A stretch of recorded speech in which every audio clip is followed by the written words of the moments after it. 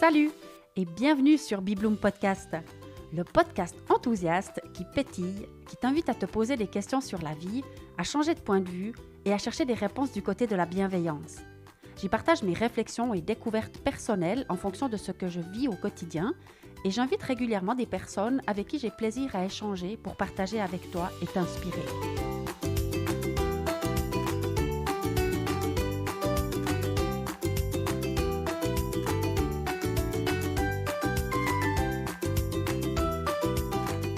Cette fois-ci, je commence par une devinette.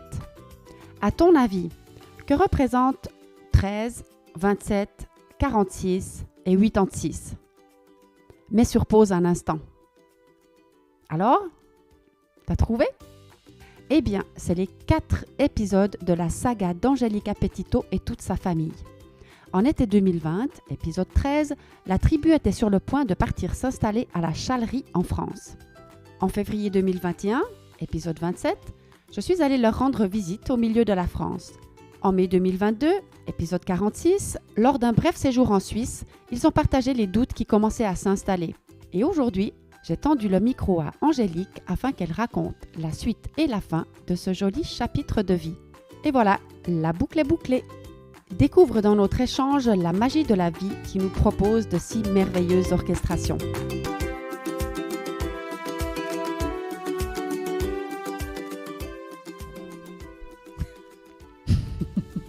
On rit déjà. Bien Salut. sûr qu'on rit déjà. Bah ouais. Salut Angélique. Bonjour Diane. Quel plaisir, mais quel plaisir. Enfin, j'ai envie de dire. Bah oui, il y a du temps qui est passé depuis notre dernier échange. Eh ben oui. Bon, aujourd'hui, j'ai vraiment le grand plaisir d'être face à Angélique. Et Angélique, vous la connaissez tous. Enfin, je pense. Tu crois que je suis mondialement connue comme ça? À peu près. Ça fait quand même, en effet, plus de 2 ans qu'on ne s'est pas parlé. Et cette rencontre d'aujourd'hui, elle a pour but de clore une saga, on va dire. Mais il y a quand même pas mal de nouveaux auditeurs et auditrices de Bibloom Podcast depuis 2 ans. Donc, eux, peut-être, ils ne connaissent pas tout, je ne sais pas. Donc, on va les inviter à aller écouter les précédents épisodes qu'on a fait ensemble. Comme ça, ils auront l'aperçu de toute l'histoire. Absolument, c'est ça. Donc, Angélique, on a eu un premier échange pour le 13e épisode de Bibloom Podcast. C'était le 2 août 2020. Est-ce que tu peux rappeler juste très brièvement pourquoi on a eu cet échange-là?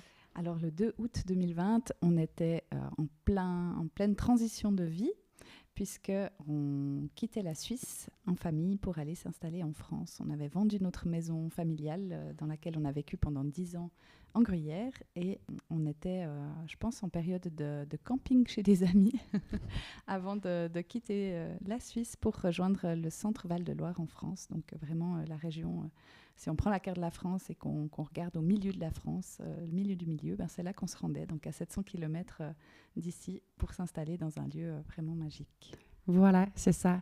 Alors, vous pourrez découvrir tous les détails de cet épisode, donc dans l'épisode 13. En effet, vous étiez en camping avant le départ et quand même, vous partiez avec 4 enfants, 2 chiens, redis-moi voir juste ça. Oh, on avait 4 enfants, ça c'est sûr. Je pense qu'on avait les 2 chiens, 4 ou 5 chats. Ouais, je sais plus parce que ça a pas mal bougé tout ça. Mais voilà, en tout cas, toute une ménagerie avec nous. Ouais. Oh, voilà. Donc, je t'avais tendu le micro à cette occasion-là. Et donc, quelques temps plus tard, en mi-février 2021, je suis venue en visite à la Châlerie, qui était ce lieu extraordinaire dans lequel vous vous étiez installés. Avec Laurent, vous nous avez accueillis merveilleusement bien et on a profité d'enregistrer. De faire un podcast. Voilà. Alors, dans celui-ci, c'était un petit peu d'expliquer tout ce qui avait été mis en place dans ce lieu. C'était un podcast aussi familial, puisque tu avais pu interviewer un petit peu les enfants, un petit peu Jonathan aussi, donc mon mari, de voir comment chacun trouvait ses marques dans cette nouvelle aventure. Oui, ça c'était vraiment exceptionnel. Donc c'est le 27e épisode, vous pourrez l'écouter. Il y avait tous les bruits des animaux aussi. Il me semble on était allé marcher à l'extérieur, rendre visite à tous les animaux. Voilà, donc vous étiez installés depuis 6 mois. Et ensuite, Et ensuite, on s'est revus au printemps 2022, je pense, quelque chose comme ça, où on était en plein questionnement pour la suite, de savoir est-ce qu'on allait poursuivre cette aventure ou est-ce que c'était le temps pour nous de revenir en Gruyère ou en tout cas en Suisse. Voilà, oui, c'est ça. Vous étiez venu quelques jours en Suisse et moi, j'étais tellement contente de vous accueillir. Vous aviez dormi ici même, Oui. c'était vraiment, vraiment super. Et en effet, vous étiez les deux en plein questionnement. Les choses ne se passaient pas exactement comme vous l'auriez souhaité. Et puis, on s'est dit un petit peu spontanément comme ça, bah, tiens, si on faisait un épisode aussi dans cette période de doute, voilà, vous ne saviez pas du tout dans quelle direction les choses allaient évoluer. Ouais. Et donc là, c'était de nouveau Jonathan et toi qui aviez parlé. Et c'était très touchant, cet épisode-là. Donc, pour ceux qui veulent l'écouter, c'était le 46e. Et depuis, il s'est passé tellement de choses. Et la vie a un peu... nous a bousculé quelque part les deux.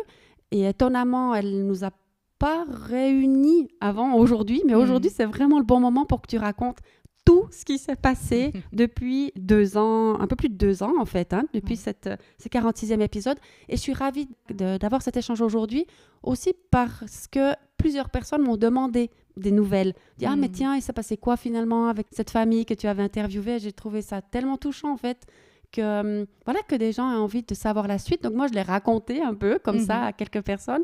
Je suis ravie que tu sois venue ce matin. Donc de nouveau, on boucle la boucle en étant les deux autour de la même table qu'il y a 4 ans maintenant. Et c'est vraiment une boucle qui se ferme. Alors raconte-nous tout ce qui s'est passé pour vous depuis 2 ans, plus de 2 ans.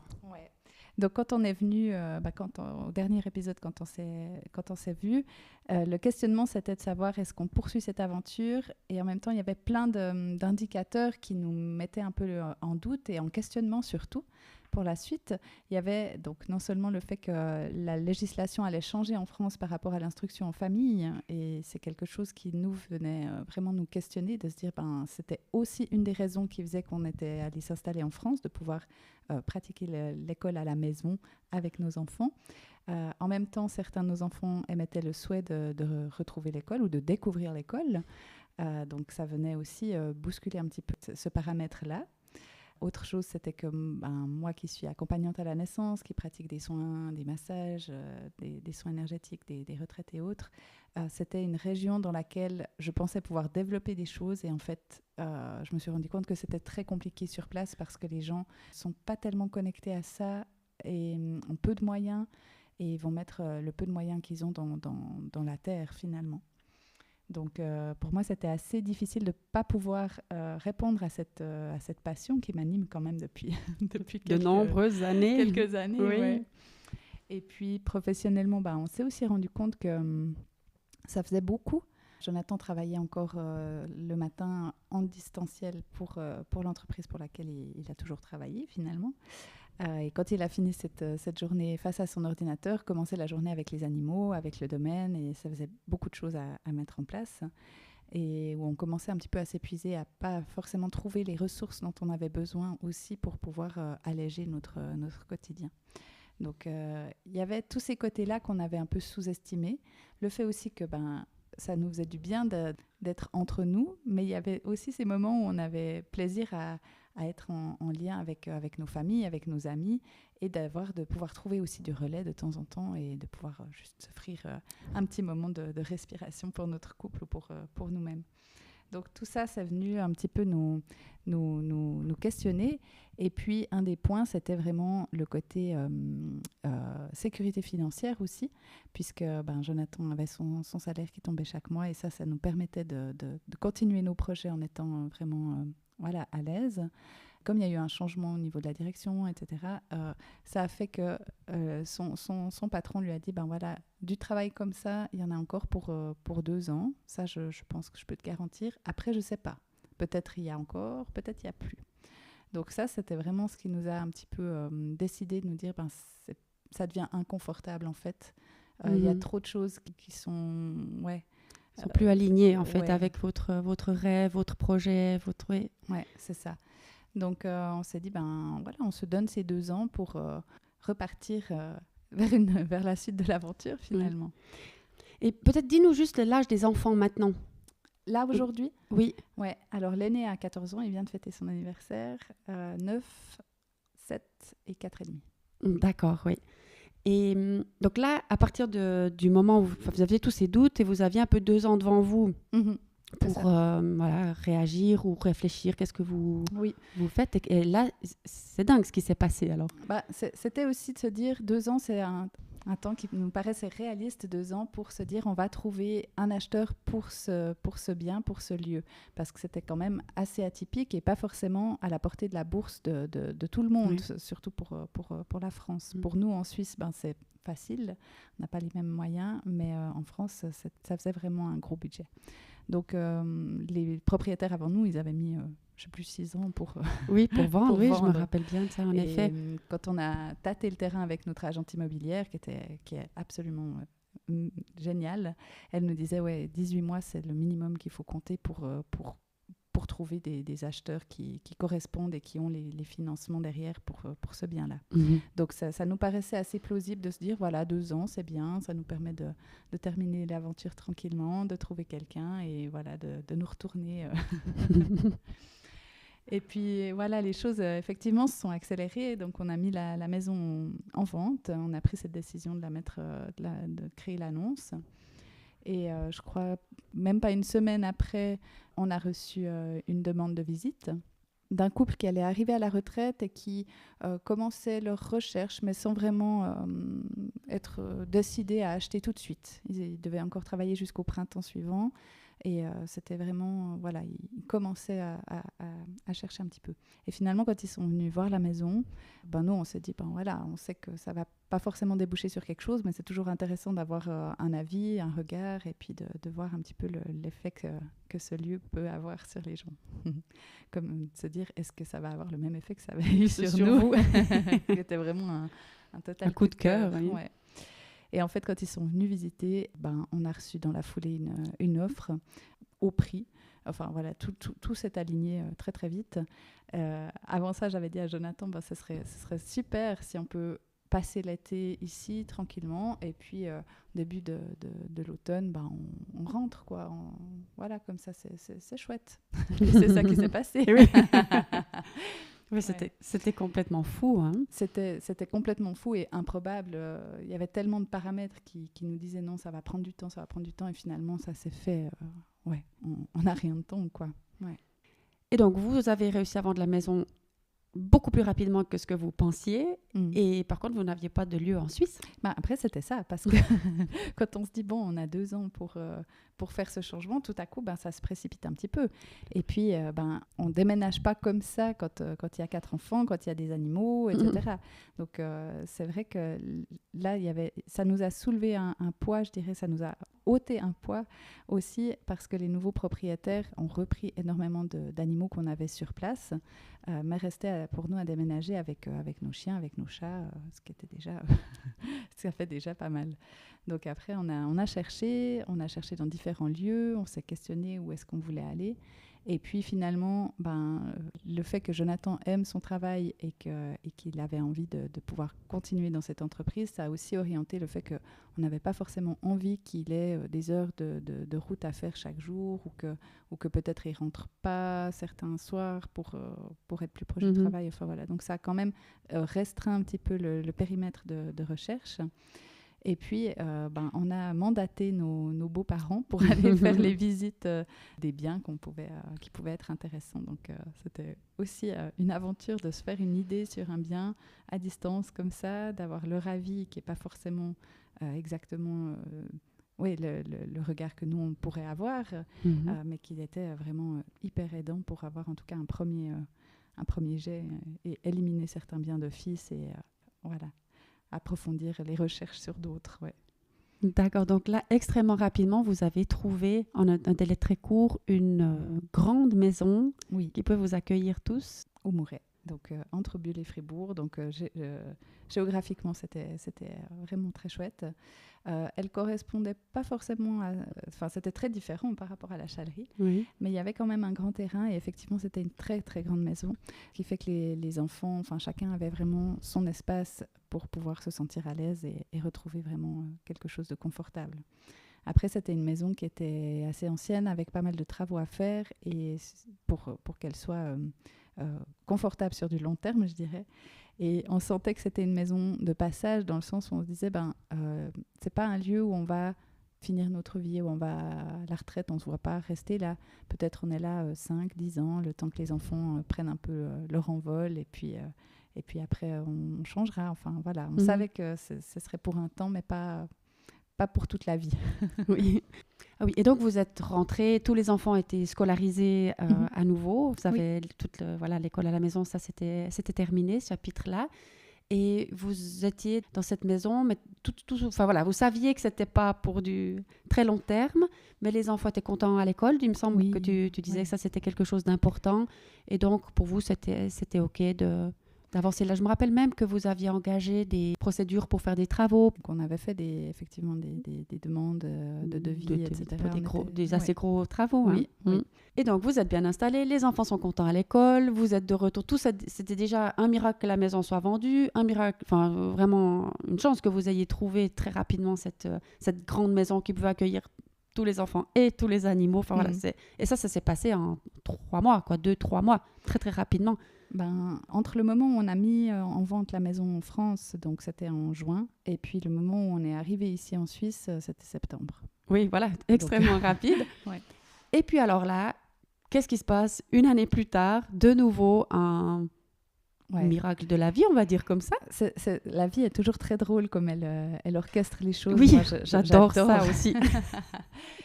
Donc voilà, on était dans cette période de réflexion par rapport aux travaux, de se dire est-ce qu'on investit autant de temps, d'énergie, d'argent pour transformer cette maison. En même temps, on n'avait pas forcément envie de redéménager tout de suite parce que les enfants étaient bien installés, nous aussi. Et puis, c'est vrai que ça se passait bien à l'école, ils avaient trouvé leurs petits copains, etc. Donc, c'était chouette. Et on avait déjà tellement, épluché la région des biens qui existaient que... on n'était pas forcément dans cette énergie d'aller chercher. Et puis arrive une amie, on prend un café ensemble, et puis elle me dit « Ah, mais on aimerait bien maintenant avoir notre lieu à nous, notre petite maison et tout. » Je dis « Ah ouais, super, on discute et tout. » Puis elle me dit « On va visiter un truc à La Roche, une ferme. » « Ah, super, attends, on regarde sur Google l'annonce. » Puis je cherche, et puis je lui dis « Ah, est-ce que c'est ça ?» Puis elle me dit « Ah non, c'est pas ça du tout. » Elle me montre autre chose. Puis moi, je regarde quand même cette annonce que j'ai ouverte un peu comme ça. Puis je dis « Mais non d'une pipe, elle est quand même magnifique cette maison. » Puis je regarde un peu plus loin. Ouais, c'est une ancienne ferme. Elle a été entièrement rénovée. La toiture est neuve. Le chauffage, tout est hyper confortable et tout. On est en dehors un petit peu du village, mais tout en étant à 5 minutes du centre du village et des écoles. La Roche, c'est encore plus au centre, entre Bulle et Fribourg, donc entre nos deux familles finalement. Donc allons la voir, quoi. J'envoie à Jonathan, puis je lui dis on va voir. Donc d'abord, on a été fureter un petit peu autour. On a regardé par les fenêtres et tout, puis on se disait waouh, mais vraiment c'est là, quoi. Ouais. Donc on demande assez rapidement une visite. Et puis cette maison, vraiment, c'est tous les paramètres en fait qu'on cherchait au moment, il y a 4 ans en arrière, quand on s'est dit bon, la maison dans laquelle on habite depuis 10 ans, dans ce quartier résidentiel, elle est plus tout à fait alignée avec notre manière de vivre, donc on veut bouger. Si elle avait existé, cette maison de La Roche, à ce moment-là, on serait directement allé là-bas. Sauf que la vie nous a fait faire un sacré détour. C'est ça. Et voilà, là, ça a été une période aussi très courte, finalement, entre cette visite. On a visité fin juin. Il y avait la remise des diplômes de fin de scolarité primaire pour Nolan le jour où on a été visité. Donc ça, je m'en rappelle très bien. Et le moment où on a pu concrétiser l'achat, ça a été assez vite. C'était 2 mois, mais 2 mois hyper intenses parce que on avait notre maison du Mouret qu'il fallait vendre. Et voilà, une maison grande, au bord de la route, ancienne, avec pas mal de travaux à prévoir. C'est pas forcément le bien qui séduit le plus non plus. Donc on a fait pas mal de visites et tout, et sans que ça débouche sur quoi que ce soit. On avait réservé on avait pu avoir l'accord de la banque que si on vendait, ils nous suivaient pour l'achat de la roche. Donc, on avait pu faire une réservation. Le prix de l'offre a été accepté, mais il fallait que le paramètre, c'était vraiment qu'on puisse vendre le Mouret pour pouvoir aller plus loin. Donc, là aussi, la vie a orchestré les choses de manière tellement magnifique. Elle a mis sur notre route un entrepreneur qui travaille mais vraiment avec le cœur. Alors oui, il nous a permis de vendre et lui, il va transformer la maison, du Mouret et puis en faire des petits appartements, enfin des beaux appartements. Mais ça a été une rencontre vraiment magique. Encore aujourd'hui, on est en lien avec lui. Super. Et c'est vraiment quelqu'un qui travaille avec le cœur, quoi. Donc, tu peux peut-être faire un petit coup de pub pour lui, tiens. Oui, alors donner son nom. C'est Monsieur Ducommun. Alors je ne sais pas sous quel nom d'entreprise il travaille, mais voilà, si tout à coup vous avez envie d'acheter un joli appartement au Mouret, c'est maintenant que ça va débuter les travaux pour transformer tout ça. Il a eu aussi une promotion à Bro. Enfin voilà, il est pas mal dans la région et vraiment c'est quelqu'un qui travaille avec beaucoup de cœur. Parce que je pense qu'il y a beaucoup de gens qui écoutent Bibloom Podcast qui aiment tous les gens qui travaillent avec le cœur. Donc voilà. Alors en tout cas, vous savez où trouver les coordonnées si jamais. Alors, pour expliquer, je fais une aparté sur notre histoire, mais je pense que c'est important de mettre aussi en valeur ces personnes qui travaillent avec le cœur. On a cet été, des amis qui avaient pour souhait de déménager ou qui devaient déménager parce que le bien dans lequel ils étaient allait être vendu plus loin pour des raisons de démolition, c'était un ancien bien, etc. Donc, des personnes qui travaillent dans les soins thérapeutiques, donc avec pas forcément un salaire fixe à la fin du mois, pas forcément qui rentrent dans les cases de ce qu'on a besoin pour présenter un dossier solide auprès d'une agence de location de biens immobiliers ou comme ça. Et donc, on a appelé notre ami Monsieur Ducommun et en lui disant, si tout à coup, tu entends quelque chose, quelqu'un qui aurait un bien à louer, pour nos amis, ce serait vraiment super. Et lui, il nous a dit, mais j'ai justement un bien du côté des Hauts-de-Vevey et à Saint-Légier. Et ma femme, elle vend des pierres, donc je sais ce que c'est que de ne pas forcément avoir une fiche de salaire et un dossier béton pour les agences de location. Donc, envoie-moi tes amis et puis on regarde ensemble. Et du coup, nos amis, ils ont pu le rencontrer, ils ont pu aller visiter le bien, ils ont pu négocier un peu sur le prix du loyer en disant, nous, on peut faire les travaux nous-mêmes. Et du coup, le loyer est plus bas aussi. Enfin, vraiment, voilà. Donc, on a pu reloger 2 de nos amis. Wow. Mais j'adore, bien sûr, comme tu dis, c'est un peu une aparté, mais moi, c'est ça que j'aime dans ce podcast, tu vois, c'est que c'est tellement important tous ces gens qui contribuent à créer le nouveau monde. Et ces gens-là, ces gens qui sont connectés au cœur, ils sont partout. On pourrait dire, mais l'immobilier, c'est des requins ou je ne sais quoi. Non, c'est soit on travaille le cœur ouvert, on contribue à la construction du nouveau monde, soit pas. Mais on peut être banquier, on peut être dans l'immobilier, on peut être dans les assurances, on peut être dans n'importe quel domaine. Juste, si on est connecté au cœur, ça change tout. Complètement. Et j'adore ça. J'adore. Ouais. Et oui, donc pour vous, c'était, pour revenir à cet achat incroyable, cette maison qui vous est tombée dessus tombée du ciel. Je me rappelle bien, on s'était revus, donc parce que moi, entre-temps, je suis partie en Irlande. Oui. On s'est, du coup, on s'est pas vu, on se dit, oh, c'est dommage, t'es en Irlande, on peut pas se voir. Puis en fait, là, ça fait plus d'1 année que je suis de retour, mais la vie a fait qu'on s'est pas beaucoup vus. Hein, mais j'ai quand même suivi un petit peu cette période de grand stress, là, où j'étais arrivée chez toi, justement, pour qu'on se revoie une fois à mon retour. Et tu me dis, tu sais pas ce qui nous arrive. Et puis après, ça a été un peu rocambolesque quand même, hein, avec, il fallait que le promoteur immobilier lui-même ait l'accord de sa banque pour acheter la maison, mais comme c'était en période de vacances, vous n'aviez pas les réponses rapidement, mais il y avait une pression de la part du vendeur de la ferme de la Roche. Oui, parce qu'il y avait d'autres acheteurs potentiels. On la garde volontiers, mais jusqu'à telle date, quoi, pas plus. Et puis, comme le banquier du promoteur immobilier était en vacances, je ne sais plus, c'était rocambolesque et tout d'un coup, plaf. Et puis, il y avait l'école pour les enfants qui commençait en automne, en fait. Vous ne vouliez pas forcément que les enfants commencent au Mouret alors que vous alliez déménager. Enfin, c'était vraiment... C'était fou. Comme tu dis, la vie, elle a orchestré un truc de dingue, quoi. C'était vraiment une période hyper dense, comme ça, et où, sur une journée, on passait d'un état émotionnel à l'autre, parce qu'effectivement, Dimitri Ducommun, il est arrivé à la vraiment à la toute fin de ça, 3 jours avant qu'on puisse valider l'achat, et c'est à ce moment-là qu'il est arrivé. Mais pendant le mois et demi avant, finalement, ça a été... on était d'abord avec un promoteur qui nous disait oui, moi j'achète, mais finalement, voilà, il n'avait pas l'accord de sa banque. Enfin, j'ai même pas su. Moi, je croyais que c'était le promoteur immobilier qui n'avait pas l'accord de sa banque, qui l'avait finalement eu. Non, c'est quelqu'un d'autre qui arrive. D'accord. Avant que nous, on achète cette maison au Mouret, il y avait déjà un projet de la démolir et puis d'en faire autre chose. Et il y avait à ce moment-là un premier promoteur qui avait fait une offre. Et puis, comme nous, on est arrivé un petit peu avec notre projet d'établir notre famille dans cette maison, pour l'ancien propriétaire, c'était plus joyeux de se dire, cette maison, elle continue de vivre un petit peu.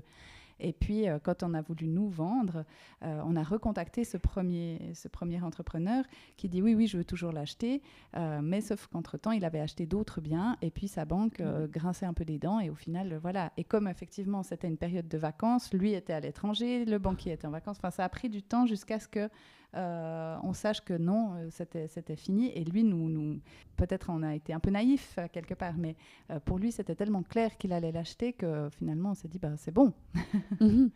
Et voilà, après, on a trouvé quelqu'un d'autre qui nous a été recommandé, je ne sais même plus par quel biais, mais... mais c'est encore mieux l'histoire, alors, parce que tu vois, ça, je ne le savais pas. Ouais. Parce qu'effectivement, comme tu dis, on ne s'est pas vu énormément, j'ai suivi un petit peu de loin ça, mais j'ai juste compris, waouh, ça c'est fait, c'est génial.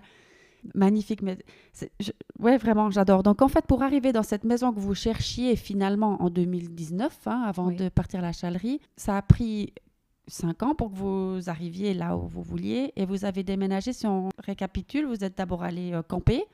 Alors, quand vous avez vendu votre maison en Suisse, vous avez campé avant de quitter la Suisse. Voilà, pendant 3 semaines, on était sous tente sur le terrain d'amis à Vipens. Voilà. Après, vous étiez dans un gîte. On était dans un gîte parce que si les auditeurs réécoutent les podcasts, ils auront tous ces détails. Mais en fait, en France, ça ne se passe pas comme en Suisse pour acheter un bien. D'abord, on fait l'offre et puis après, on cherche le financement. Tandis que chez nous, en 1 heure de temps, en rendez-vous à la banque, on sait si oui ou non on peut faire une offre. Oui. Donc voilà, le système est différent. Donc on a fait 2 mois effectivement dans un gîte. Après installé à la Chalerie. Oui. Après déménagement au Mouret. C'est ça. Et ensuite dans la ferme où vous êtes maintenant. Donc 5 déménagements avec donc les 4 enfants, les animaux. Ouais, c'est ça. Et tu sais, c'est vraiment quand on a eu cette envie de bouger, quand on a senti que c'était le moment pour nous de bouger, quand on habitait encore à Voidance, donc dans la première maison, les auditeurs, s'ils arrivent à suivre. On avait fait un tableau de projection, ou en tout cas, on avait écrit qu'est-ce qu'on voulait que ce lieu contienne, qu'est-ce qui était important pour nous. Et en fait, c'est toujours de se dire, l'univers, il entend et il répond à ça, mais la notion de temps, il faut la lâcher. Parce que si on nous avait dit, oui, ça va arriver, mais c'est dans 5 ans, peut-être qu'on aurait été découragés. Et surtout, on ne se serait pas forcément lancé dans toute cette aventure, tous ces déménagements, toutes ces découvertes, ces expériences qui étaient hyper riches. Et ça nous a amené énormément, ça nous a nourri sur plein de points aussi. Oui. Et si cette maison, elle était arrivée directement, on aurait loupé tout ça. Et ce chemin, il est aussi merveilleux. Et c'est ça aussi que j'ai envie de relever, c'est qu'on peut se dire, ah ouais, ils sont courageux ou je sais pas quoi, ou ils sont fous peut-être. mais c'est le chemin qu'on a vécu là, avec nos enfants, il est d'une valeur qui n'a pas de prix. C'est inestimable, ouais. C'est ça. Vraiment, et voilà, on est maintenant dans la maison qu'on s'est souhaitée il y a 5 ans en arrière, ouais. Qui coche toutes les cases. Oui. Et certainement que vous avez encore plus conscience que cette maison, elle coche toutes les cases et que si vous y étiez arrivé directement aussi. Oui, non seulement vous n'auriez pas eu toutes ces belles expériences que vous avez partagées en famille avec les enfants, enfin je veux dire, rien que de faire l'école à la maison pendant 2 ans, cet immense terrain, tous ces animaux, enfin ce que vous avez vécu, c'est extraordinaire et oui, c'est encore plus goûteux en fait d'être complètement. Là où vous êtes maintenant, vous n'allez pas vous enlacer si vite. Et on voit, je pense que tout était juste parce que on pourrait dire que 5 déménagements avec tous les enfants, les animaux, tout ça, en 4 ans, ça peut en épuiser plus d'un. Mais chez vous, moi, j'ai jamais senti le moindre épuisement du tout. Enfin, ça s'est fait avec tellement de fluidité. C'est ça. Et ouais, ça c'est fait en fait. Ouais. Et tu vois, il n'y a pas tellement de moments. Après, c'est dans notre manière de fonctionner aussi, dans notre caractère, où on est comme ça, où on va de l'avant, on avance. Et quand on a un projet, on fait ce qu'il faut pour le nourrir et pour le concrétiser.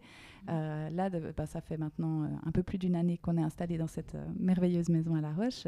On a déjà fait des travaux pour créer une chambre supplémentaire pour que chaque enfant ait sa chambre, ce qui n'était pas le cas avant. On a fait des travaux pour que moi j'ai mon espace aussi et que je puisse à nouveau accueillir des femmes, des mamans, des futures mamans pour leur offrir mes soins. Donc voilà, quand on a une idée, on y va. Et vous puis, lâchez pas. Ouais. Et puis vous savez l'objectif et vous êtes aligné avec vos valeurs, avec vos missions de vie aussi. Mais surtout oui, et puis toi par rapport à ton... La vie s'aligne aussi, enfin je sais pas, elle nous offre sur un plateau ce qu'on a besoin. Tu vois, ces travaux, en ayant acheté la maison, etc., tout à coup, les finances, il n'y avait pas forcément ce qu'il aurait fallu pour ça. Et puis tout à coup, pouf, il y a de l'argent qui tombe un peu du ciel, un héritage qui débarque, qui n'était pas du tout attendu ou espéré ou quoi que ce soit, et qui correspond presque au centime près au montant des travaux. Au montant des travaux. Oui. Donc, mais ça, j'adore. Tu vois, moi, je trouve qu'en fait, quand on est sur un chemin de transformation personnelle, enfin, qu'on est sur une ouverture de conscience toujours plus large, moi, je trouve qu'en fait, on fait une collaboration avec l'univers. C'est-à-dire que nous, on sait plus ou moins ce qu'on veut, la direction où on veut aller, et l'univers, il fait sa part, mais on collabore. Et il amène ce dont on a besoin, mais pas forcément d'autres choses. Il vient vraiment donner au fur et à mesure sur le chemin. Il met comme il déroule le tapis rouge. Voilà, je trouve que moi j'aime beaucoup cette image de collaborer avec l'univers, puis le laisser faire. Il fait des merveilles, vraiment fait des merveilles. Et de manière toujours tellement surprenante. Moi, ça m'amuse beaucoup. Oui, c'est drôle, en effet. Oui. C'est drôle. Et moi, j'adore aussi échanger avec des gens qui ont cette même vision, qui observent, qui jouent à la vie de cette même manière. Parce que franchement, c'est drôle souvent. Ouais. C'est drôle et c'est ingénieux. Et c'est... Wow. Puis quand on voit toutes ces choses...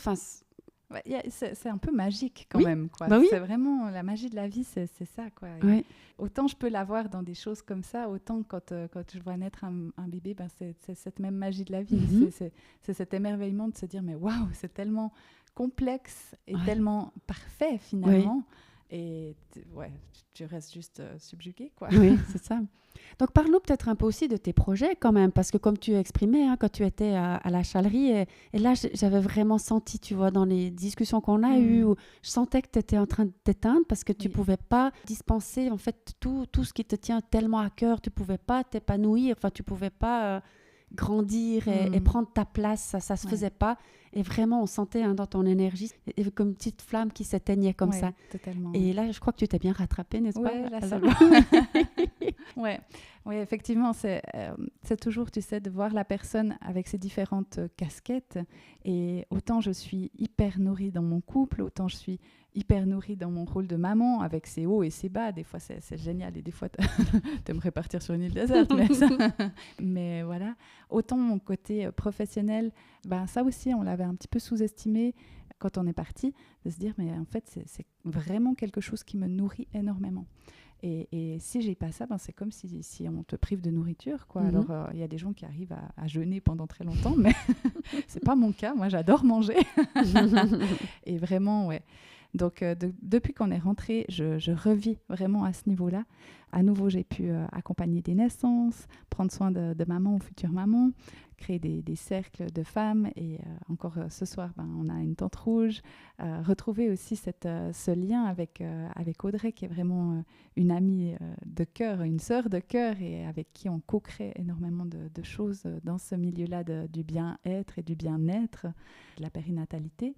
Et alors, dans les plus grands projets, peut-être que tu as mis en place depuis ton retour, c'est cette fameuse école de doula. Oui, c'est ça. Comment est-ce que ça s'appelle déjà? Tu peux me rappeler? Éclosion des souveraines. Alors, raconte-nous tout ça. L'idée d'ouvrir une école pour former d'autres doulas, elle était déjà présente il y a bien avant qu'on parte, je pense en 2015-2016. La petite graine, elle avait déjà été là. Et c'est un projet que j'ai toujours remis un peu sous le tapis en disant « Ah non, mais c'est pas le bon moment. Non, mais là, je suis enceinte, c'est vraiment pas le bon moment. Non, mais là, j'allaite, je suis pas très disponible. Ah, mais il y a ci, on va faire des travaux, on va faire ci. Ah, maintenant, on est loin en France. » Enfin, voilà. Et quand on était en France, vraiment, c'est revenu assez fort de me dire « Mais il faut que je nourrisse cette part, parce qu'effectivement, je suis en train de m'éteindre. » Donc, on s'était déjà vu avec Audrey. On avait pris un week-end à Lyon, à Oui, je me mi-chemin, rappelle de ça, en effet. pour se dire, mais voilà, maintenant, moi, j'ai vraiment cet élan de créer quelque chose. Comment on peut le faire? Et c'est avec toi que j'ai envie de le créer.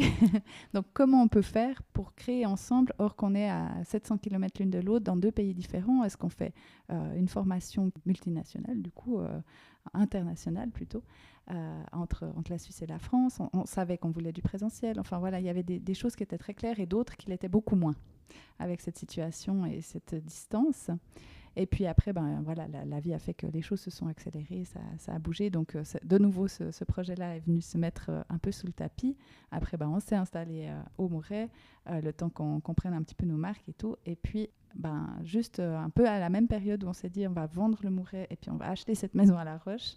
Tout à coup, cette idée, elle est revenue, elle a ressurgi, tu sais, tu l'attends pas. Et puis tout à coup, vous avez flop, elle est là. Et là, c'est devenu tellement fort, en fait, qu'il n'y avait plus moyen de la mettre sous le tapis. Vraiment, c'était...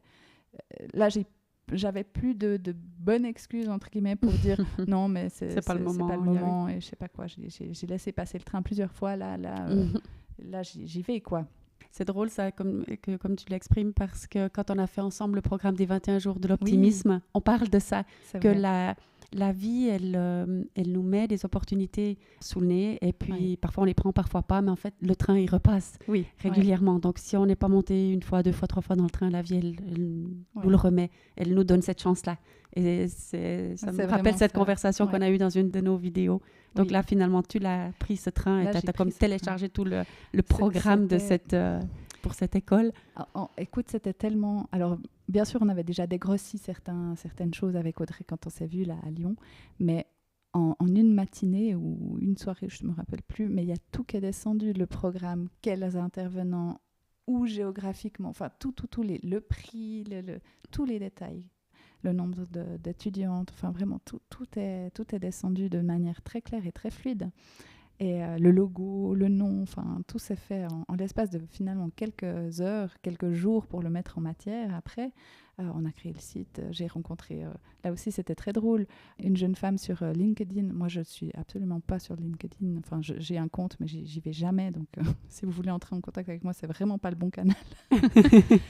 Mais je reçois un message d'une jeune femme qui me dit, voilà, je crée des sites internet et puis j'ai vraiment envie de contribuer à des choses que les mamans, elles mettent en place, au projet de maman, voilà, qui deviennent auto-entrepreneuses ou comme ça. Puis moi, je lui ai répondu, c'est gentil, mais j'en ai pas besoin parce que ça fait longtemps que j'ai mon propre site et puis voilà. Et quand ce projet d'école a surgi, j'ai dit, non, mais là, c'est un site, ça va être beaucoup trop complexe pour moi et surtout j'ai pas envie de mettre mon temps dans quelque chose que je maîtrise pas, alors qu'il y a quelqu'un qui peut le faire et qui a plaisir à le faire, voilà. Et cette rencontre vraiment magnifique aussi, elle a créé le site pour l'école avec tellement de fluidité, j'avais l'impression qu'elle était dans ma tête et qu'elle traduisait vraiment dans la matière tout ce à quoi je pensais.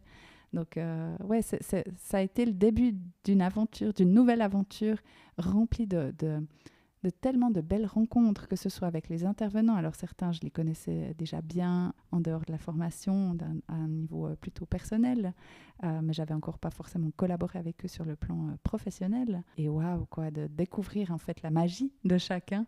C'est juste magnifique de découvrir de nouvelles personnes aussi. Ouais, c'est tellement de richesse et tellement de personnes qui travaillent avec le cœur, encore une fois, et qui partagent leur sagesse avec tellement de passion. Et ouais, c'est juste magnifique. Et les étudiantes, oh là là, c'est tellement beau de les voir évoluer. Depuis, là, ça dure sur 1 année, cette formation. Donc, là, on arrive à bout touchant de la première année. Et vraiment, on voit la métamorphose qui s'opère. Et j'ai l'impression de faire le même travail, finalement, à travers l'école et la formation de ces futurs doulas, que lorsque j'accompagne un couple qui va accueillir son bébé, où il y a aussi plein de changements qui se passent. Et ouais, c'est très, très beau. Donc, j'ai beaucoup de gratitude pour tout ça. C'est très initiatique aussi. Ça vient me bousculer dans plein de croyances, dans plein de fonctionnements, me faire réajuster certaines choses pour que ce soit toujours plus beau, quoi, plus grand, plus... Ouais. Donc, ça, c'est vraiment un projet extraordinaire. Donc là, comme tu dis, la première volée arrive à la fin. Donc, tu as lancé les inscriptions pour la deuxième volée. Oui. Ça commence quand, le programme? Alors, donc il y a les filles, enfin je dis les filles parce que là elles sont 9 filles, mais peut-être que par la suite ça changera. Mhm. Elles ont accès au support de cours toujours 6 semaines avant qu'on se voit en présentiel pour pouvoir faire les travaux qui sont dans la thématique. Et du coup, elles ont accès au premier module d'ici fin janvier et on se voit pour le premier présentiel mi-mars. D'accord. Donc, les inscriptions sont ouvertes Oui. enfin, dès maintenant et jusqu'à mi-janvier, quoi, du coup. Ouais, c'est ça, exactement. Superbe. Est-ce que tu peux nous dire, c'est quoi une doula? Je suis sûre qu'il y a pas mal de monde qui ne connaissent pas du tout. Toi, tu es doula depuis plus de 10 ans, je crois. Donc, c'est quelque chose de très familier pour toi, mais je crois que beaucoup de monde ne connaissent pas ce terme et ce métier-là. Oui, donc effectivement, moi, ça fait maintenant 13 ans, je crois. Ouais, 13 ans que je me suis formée pour devenir doula. Donc, une doula, c'est une personne, initialement une femme, qui se met à disposition de la famille, particulièrement dans des passages de vie tels que la naissance. Après, maintenant, il y a aussi des doulas qui se sont spécialisés ou orientés leur pratique sur d'autres passages de vie comme le deuil, la mort, ou des passages comme la séparation, ou simplement parce que tu sens qu'à l'intérieur de toi, il y a quelque chose qui est en train de bouger et que tu as besoin d'être soutenu pour ce moment-là. Mais ma pratique, elle s'oriente quand même sur la périnatalité.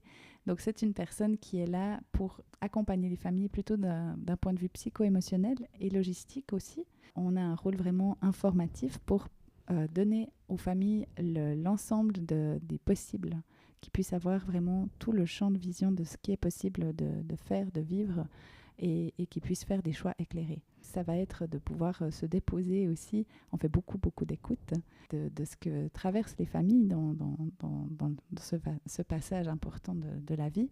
Et puis, ça peut être, certaines doulas font des soins. Donc, par exemple, moi, je me suis spécialisée en hypnose. Je pratique le massage aussi. J'utilise beaucoup le rebozo. Enfin, voilà, j'ai plein d'outils dans ma trousse de doula. Mais l'essence de notre travail, c'est vraiment d'être cette présence rassurante, ce fil rouge un petit peu aussi, et de pouvoir accompagner les familles au plus proche de leurs besoins pour que ça soit le plus simple possible. Ah bah bien sûr, ça j'aime. Pour moi, si c'est pas simple, on fait pas. C'est Donc ça, des gens qui aident à rendre les choses simples, waouh, c'est très inspirant. En travail, est-ce que je peux peut-être préciser aussi, c'est qu'on ne remplace pas une sage-femme. On a un rôle qui est vraiment complémentaire à la sage-femme. Oui. On ne va rien faire d'actes médicaux, mais on va vraiment plutôt centrer sur l'accompagnement psycho-émotionnel et logistique. Certaines doulas vont par exemple s'occuper du ménage ou d'apporter des repas en période postnatale ou prénatale si besoin. Ça peut être d'aller conduire un enfant ici ou là, ou d'aller promener le chien. Enfin voilà, après chaque doula a un petit peu ses tâches, et c'est chaque fois différent bien sûr. Oui. Aussi en fonction des besoins d'une famille à l'autre. Oui. Et c'est très bien, je trouve, que tu précises ou que tu clarifies le rôle des doulas par rapport au rôle des sages-femmes, parce qu'il y a, je pense que maintenant, il y a une meilleure compréhension du rôle des unes et des autres, mais il y a une certaine période où c'était un petit peu, peut-être pas conflictuel, mais il y avait un peu de malentendu sur votre rôle et de peur que la sage-femme comprenne un peu le rôle de la sage-femme, et je trouve très important que tu le clarifies et que chacun comprend que c'est complémentaire et que chacun a sa place, et que, encore une fois, quand on construit le nouveau monde, on ne se voit pas comme des concurrents. Complètement. Historiquement, la femme qui accompagnait la femme à mettre au monde son bébé, elle était aussi accompagnée d'assistantes. Donc, si on fait le parallèle aujourd'hui, il y a les sages-femmes qui vont être là pour accompagner la naissance, et puis nous, on va être là aussi en complément pour offrir un contenant sécuritaire et vraiment un cocon pour que la femme puisse se déposer et puis vivre ce qu'elle a à vivre et trouver du soutien. Des fois, c'est juste un regard, des fois, c'est juste une main, une parole, peu importe. Mais c'est vraiment en complément du travail des sages-femmes. Il y a des sages-femmes avec qui on collabore vraiment depuis longtemps et avec qui ça se passe très, très bien. On travaille autant en milieu hospitalier qu'en maison de naissance ou à domicile, toujours avec l'accord. Déjà, la demande vient des parents, et puis après, avec l'accord des sages-femmes et du service. Ouais. C'est beau, mais quel beau projet, vraiment. Ok, donc pour toi, on sent bien que tu es de nouveau pleinement épanouie, nourrie. Donc tu étais déjà nourrie par le couple, par la famille, et maintenant tu as retrouvé la nourriture. C'est comme dans l'assiette, tu sais, tu as les légumes, les féculents et la viande ou les protéines. Il y a tout, ton assiette, on sent bien qu'elle est complète. Oui. Et je me rappelle que par rapport à Jonathan aussi, dans cette période-là, donc il y avait un peu ce stress, comme tu as expliqué tout à l'heure, financier, que il pourrait garder ce travail-là pendant 2 ans, mais au-delà, peut-être pas. Mais il y avait aussi clairement le fait qu'il avait un travail un peu moins intéressant. Quand même, Oui. il le faisait en distanciel, comme tu as dit, et il ne pouvait pas s'épanouir pleinement non plus. Et on sentait chez lui aussi que, bon, c'était OK pour lui de faire ça parce qu'il voulait être proche de sa famille, dans cet environnement, enfin, tout ce projet de la chalerie. Et il s'éclatait l'après-midi avec les animaux, mais d'un point de vue quand même professionnel, c'était pas non plus très, très nourrissant.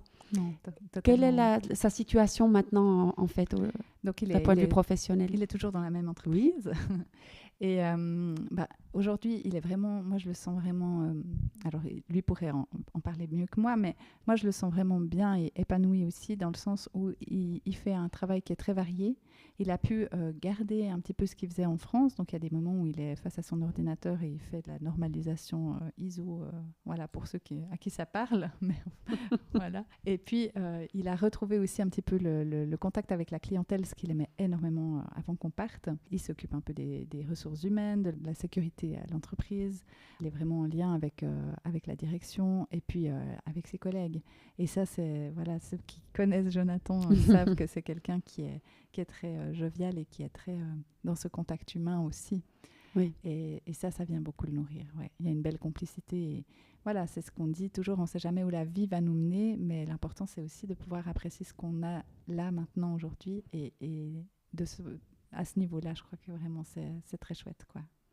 Ok, donc lui aussi a retrouvé un bel équilibre professionnel, relationnel et d'épanouissement. Oui, et puis il a pu conserver aussi ces moments où on est en famille, donc il a pu organiser son temps de travail. Il va travailler assez tôt le matin parce qu'il aime bien, ça lui permet d'avancer avant que les collègues arrivent et puis qu'il y a une autre ambiance aussi. Et puis du coup, il a des après-midi où il est à la maison ou alors en télétravail, ce qui permet d'organiser les choses un petit peu différemment, de travailler pendant que les enfants sont à l'école et puis tout à coup, il peut aller les chercher. Ou voilà, c'est une autre organisation et c'est vraiment un bon équilibre, je crois, vraiment. Ouais, c'est superbe quand on peut déjà bien mettre le doigt sur ce qui est bon pour nous, ce qui nous nourrit, ce dont on a besoin. Et puis que là aussi, c'est une collaboration, qu'au niveau de l'entreprise, il y a une ouverture et une possibilité de travailler à temps partiel ou d'adapter les horaires, pour combiner tous les besoins. Moi, j'adore aussi, comme on parlait des constructions extraordinaires que la vie, elle fait, mais j'adore aussi quand on a plusieurs cercles comme ça, et qu'on arrive à trouver l'intersection entre tous ces cercles pour satisfaire un peu, en tout cas, des besoins de tout le monde, de l'entreprise, du collaborateur, mais du partenaire en couple, des enfants, qu'on a tous ces cercles-là qui ont chacun l'univers propre et qu'on les rapproche pour trouver les intersections où tout le monde se sent confortable. Et là, j'ai l'impression que, en plus aussi avec la ferme maintenant à La Roche, là, il y a quand même aussi tout cet aspect qui est important aussi pour Jonathan, de pouvoir être à l'extérieur,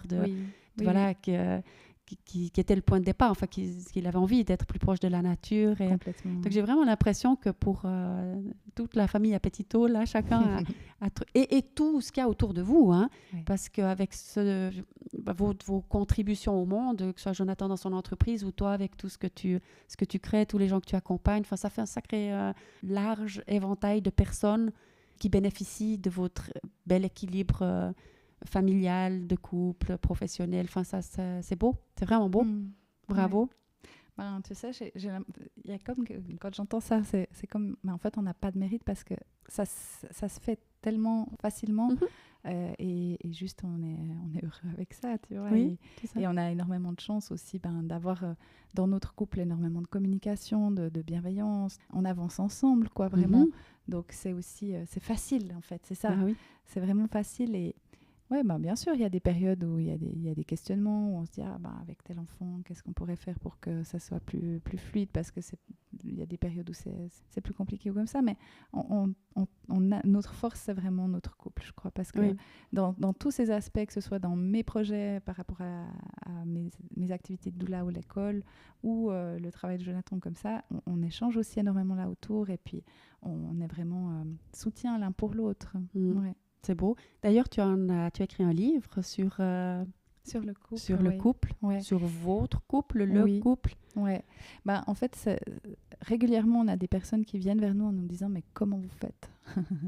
Parce que c'est vrai, ça fait maintenant plus de 15 ans qu'on est ensemble. On n'a jamais eu une dispute ou de période vraiment difficile au sein de notre couple. Et quand les gens nous voient, ils nous le disent.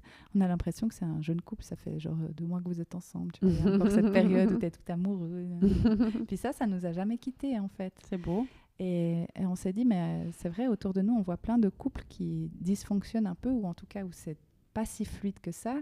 Et qu'est-ce qui fait que chez nous, c'est fluide, que c'est simple, que c'est facile, que c'est empuissançant. Alors, c'est un mot qui est... C'est joli.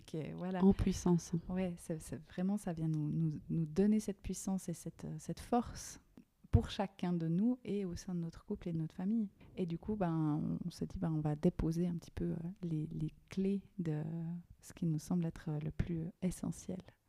Et là, c'est aussi un projet qui est en train de naître, de pouvoir accompagner les couples.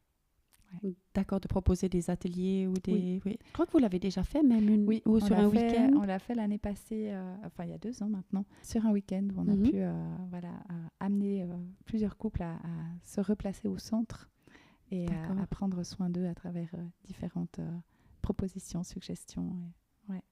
Et là, voilà, c'est l'idée d'aller développer ça aussi. De se dire, ça c'est facile pour nous, donc autant le partager. Le partager, c'est beau, ouais. Et ton livre, comment est-ce qu'il s'appelle ? Il s'appelle « Un jour, mon prince viendra ». Bon, moi je l'attends toujours. Hein. La vie, comme on le sait, comme on l'a dit plusieurs fois, elle orchestre les choses magnifiquement bien. Des fois, c'est frustrant parce qu'on ne voit pas l'ensemble du tableau, mais j'ai vraiment cette sensation qu'en fait, on a des pièces de puzzle qui nous sont transmises au fur et à mesure et que progressivement, on les assemble. Et voilà, ce prince charmant, c'est une pièce de puzzle qui va arriver. Voilà, c'est ça. Et alors, par rapport aux enfants, qu'est-ce qui se passe pour eux ? Donc, ils étaient contents de reprendre l'école un peu plus traditionnelle. Peut-être que comme on n'a pas pu leur donner la parole aujourd'hui, comme on l'avait fait quand tu étais venue à la Chalerie, est-ce que tu peux nous dire un peu où ils en sont, chacun, et peut-être quelque chose en lien avec cette expérience aussi qu'ils ont vécue ? Oui. C'est vrai que quand on a quitté la France, c'était clair que Nolan, donc l'aîné, allait retrouver le chemin de l'école. Donc lui, il avait déjà connu finalement la scolarité en Suisse. Il avait fait 5 ans de scolarité obligatoire avant qu'on parte. Ça avait été difficile pour lui, vraiment, ces 5 premières années. Il se sentait complètement en décalage. Il y avait vraiment une rupture scolaire. Il n'avait plus envie. C'était vraiment devenu lourd. Donc le fait d'avoir cette bulle finalement d'instruction en famille pendant ces 2 ans et demi, presque 3 ans, ça lui a permis vraiment de retrouver confiance en lui, de se dire mais en fait je suis capable de faire plein de choses et oui peut-être j'ai une manière de penser ou de fonctionner qui n'est pas forcément celle que le système attend, mais ce qui ne veut pas dire que je suis nulle ou que voilà. Que j'ai pas de valeur. Ouais. Et c'est vrai qu'en France, pour ça c'était génial parce que l'environnement faisait qu'il y avait beaucoup de possibilités. Et que ce soit auprès des animaux, quand on avait des gens qui venaient visiter, ils faisaient la petite visite guidée où il expliquait vraiment en détail qu'est-ce qui se passait pour les poules depuis le moment où il y a l'œuf qui est pondu jusqu'à ce qu'elle fasse des œufs. Qu'elle fasse des œufs, exactement. Ouais. Il avait construit aussi des machines un peu, des inventions un peu folles. Je me rappelle qu'il était très ingénieux, en effet, c'était chouette. Donc pour lui, il a repris le chemin de l'école un peu avec de l'appréhension quand même, de se retrouver de nouveau dans ce système qu'il avait connu. Et là, je dois dire que vraiment, l'école du Mouret, alors c'est vraiment une très très chouette école. La philosophie, les enseignants, enfin en tout cas, ça a permis à Nolan de se réconcilier finalement un petit peu avec ce système-là et d'être accompagné vraiment dans quelque chose de très positif et qui venait soutenir ce côté unique de chaque enfant dans la mesure du possible, parce que bien sûr c'est une classe avec 20 enfants, enfin on peut pas faire la même chose que quand on a un seul enfant ou 2 ou 3 à la maison et puis voilà.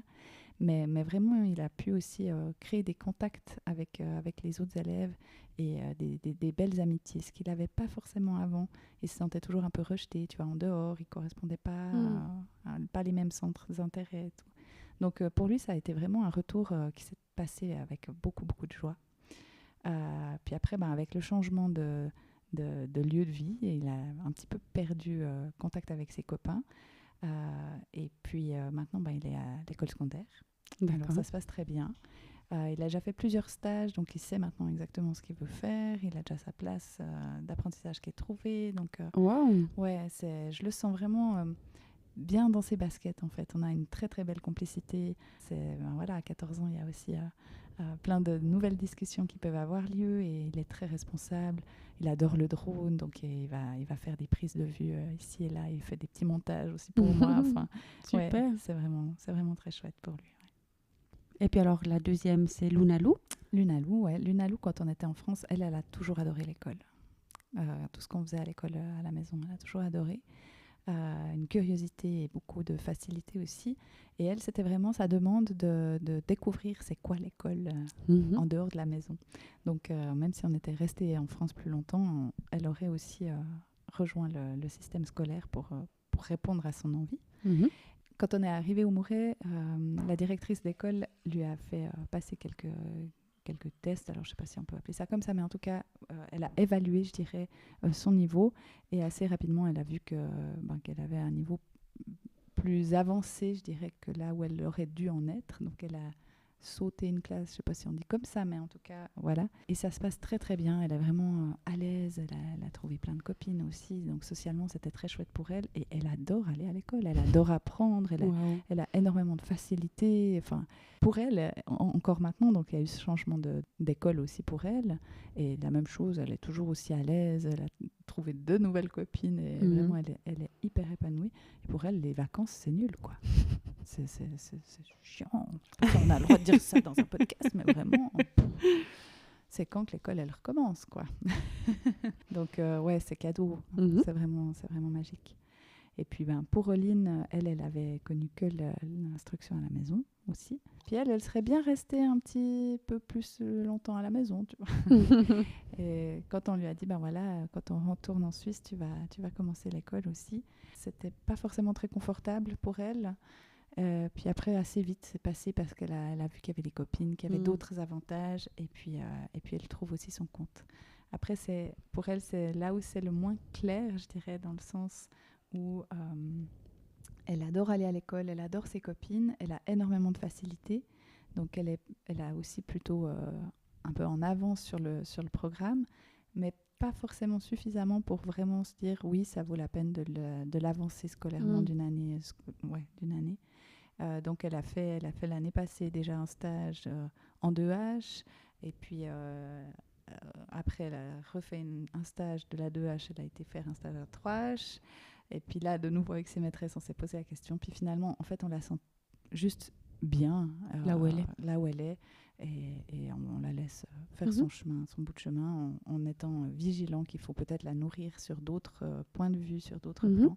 Elle adore dessiner. Maintenant qu'elle a sa chambre, elle a tapissé tout un mur de dessins. On doit racheter des pâtes à fixe. Donc, ouais, elle est super épanouie. Elle adore les animaux aussi. Elles ont des jeux, toutes les deux, très, très... Ouais, elles ont une très, très belle complicité qu'elles ont pu garder, malgré le fait qu'on est rentré, qu'elles ont leur petit univers, chacune qui est différent, mais elles jouent beaucoup encore ensemble. Elles ont conservé ce côté un petit peu innocent, tu vois. C'est chou. Et ouais, beaucoup dans l'imaginaire. Et c'est très, très chouette. Ouais.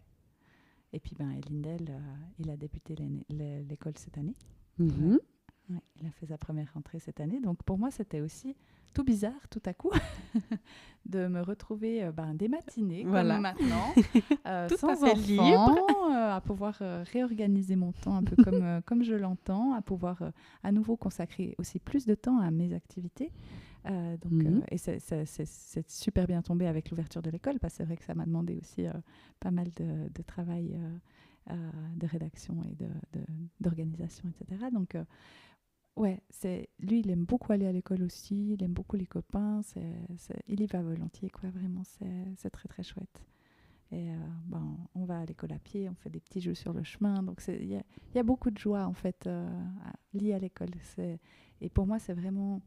Ouais, c'est du bonheur, parce que ça avait été tellement difficile avec Nolène que là, je me dis, mais waouh, les 4, alors bien sûr, il y a des matins où c'est plus dur parce que t'es bien sous ta couette puis t'as pas envie de sortir, mais une fois qu'on est sur le chemin de l'école, il y a quelque chose qui s'ouvre et ouais, tu vois qu'ils sont heureux, quoi.